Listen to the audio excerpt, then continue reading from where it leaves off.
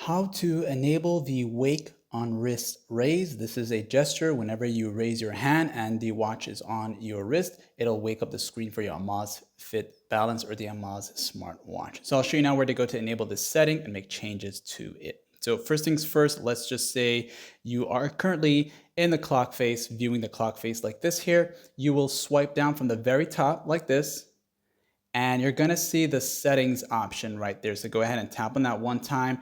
This will take you here.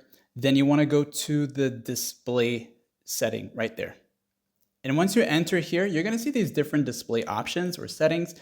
Then go down to wake on wrist raise. So when you tap on it here one time, you have first the respond speed. So this is how fast it's going to respond when you raise your hand. So if you want it to just be normal and you wanna actually perform a specific way of your hand movement, leave it to the standard. But if you want it to be very sensitive for just about everything, switch over to the sensitive mode.